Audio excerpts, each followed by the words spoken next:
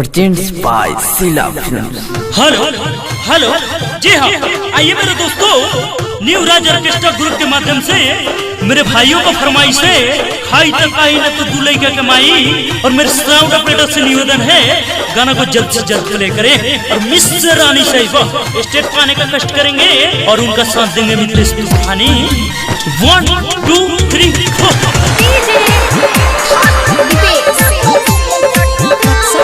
Music director Shashi Singh. तनिए सा बात हम सुन लो ना भाई, तनिए सा बात हम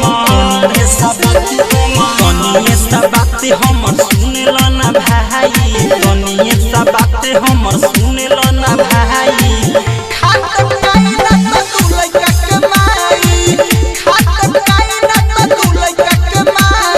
तनिए सा बात हम सुन लो ना भाई, तनिए सा बात हम तनिए सा बात हम सुन लो ना भाई, तनिए सा बात हम सुन लो ना भाई।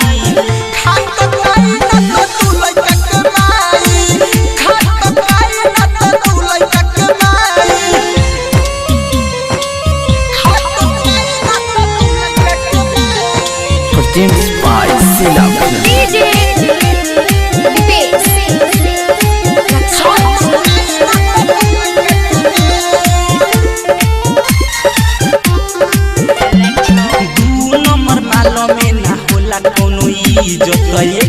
के गाँव भर के लड़का बाबे की जत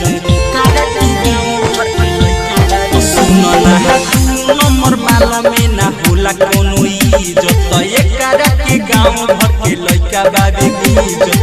हमारा तू बतिया के जय हजन भुलाई, हमारा तू बतिया के जय हजन भुलाई, हमारा तू बतिया के जय हजन भुलाई।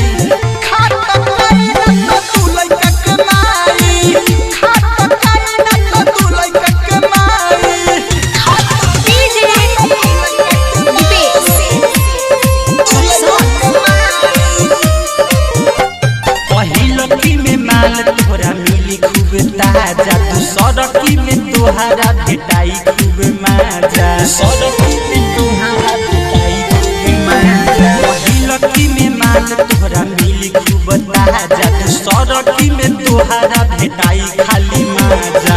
तोहरा पकेहू नहीं शौक लगाई, तोहरा पकेहू नहीं, तोहरा पकेहू नहीं शौक लगाई, तोहरा पकेहू नहीं शौक लगाई।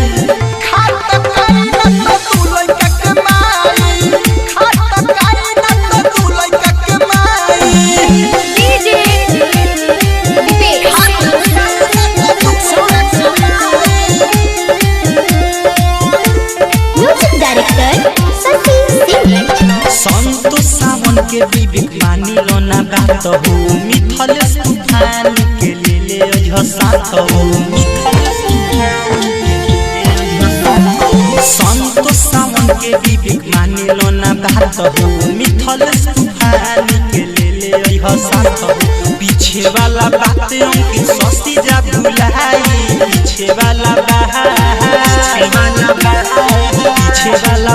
अंकित शशि जा भुलाई, पीछे वाला बात अंकित शशि जा भुलाई।